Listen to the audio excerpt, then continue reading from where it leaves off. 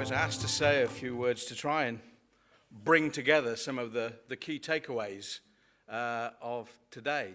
I think the first key takeaway is the fact that there's so many of you still in the audience at this end of the day probably suggests that it's been a very interesting day for us.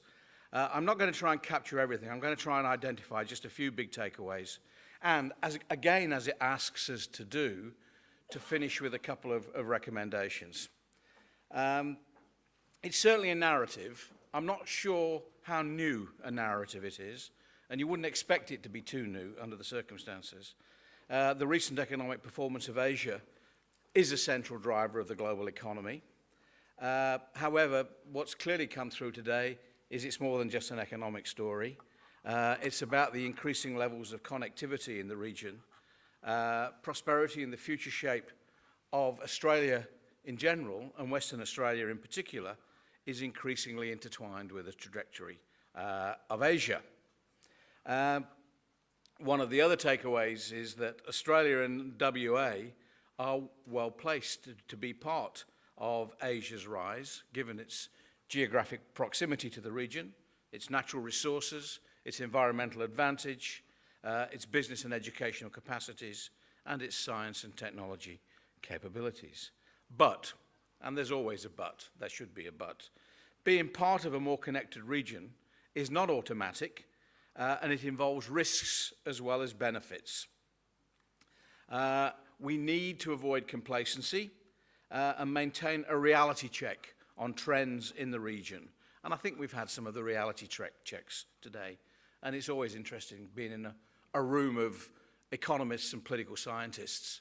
In my day job, before I became a vice-chancellor, I was a professor of international political economy, which meant that I was shunned by the economists and shunned by the political scientists. So I figured that kind of middle route was the way to go. I think in this reality check, we need a recognition of the region as a highly diverse area encompassing significant differences. Strategic tensions, political and governance gaps, and socioeconomic inequalities are rife in the region. Demographic pressures, resource security, and environmental challenges are augmenting in the region. In this context, I think that we've got to basically deal with competing scenarios. And I've identified on the basis of our conversations today what I would call three scenarios. The optimistic, the middling, and the pessimistic. And we've had that optimistic-pessimistic dichotomy on several occasions. The optimistic scenario is one of an economically robust and stable Asia managing its security challenges. The middling scenario is one that has decelerating growth rates in the region's major economies with mounting socio-political tensions and an ability, or a lack thereof, to consolidate and promote and consolidate democracy. The pessimistic scenario, of course, is the growth of great power competition, heightened geopolitical instability, and intensified security complications. And it's too simple to say that the optimistic scenario is that of the economists, and the pessimistic scenario is that of the international relations scholars. Although one of the ironies is that economics is often called the dismal science, when really it's international relations that's the dismal science.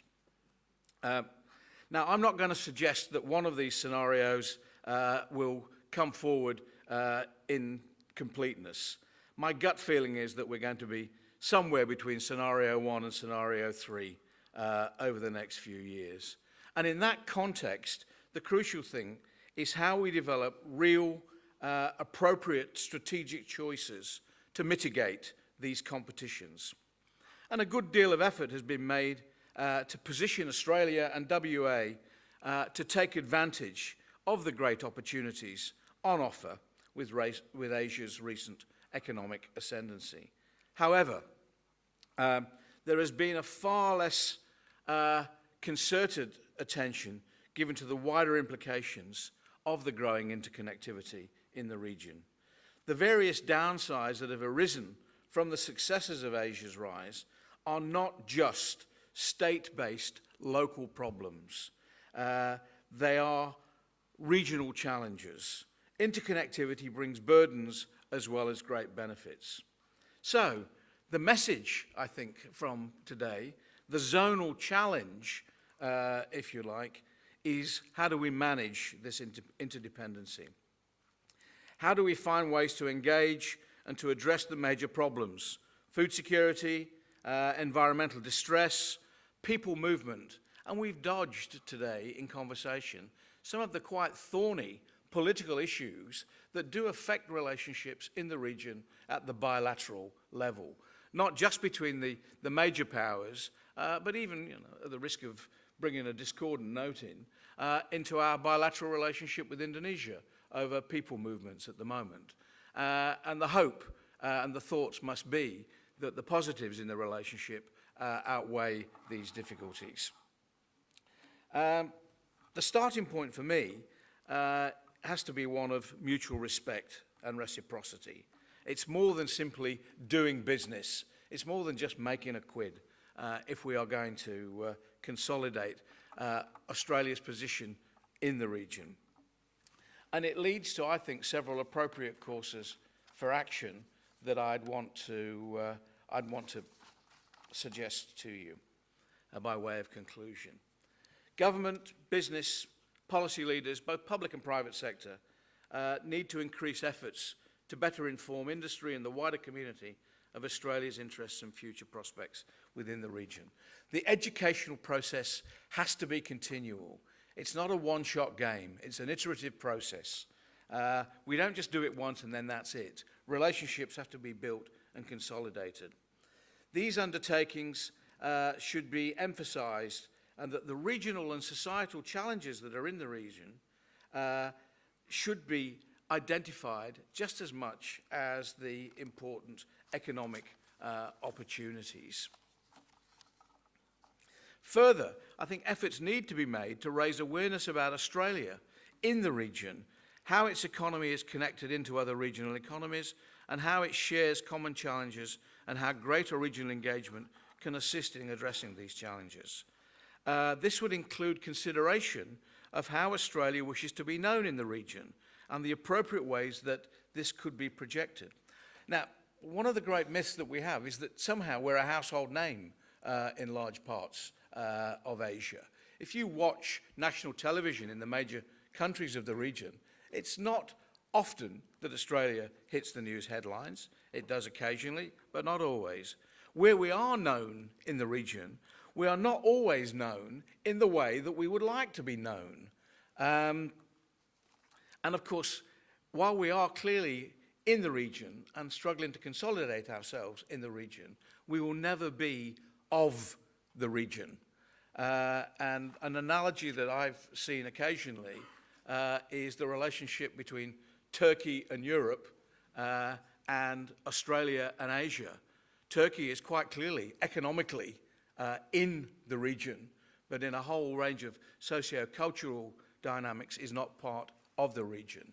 This is a question for Australia that we don't consider often enough. Governments need to further pursue strategies to diversify the Australian economy with a strong focus on regional opportunities. And we need to diversify our exports to reduce exposure to external shocks. The development of the service export sector is important, of course.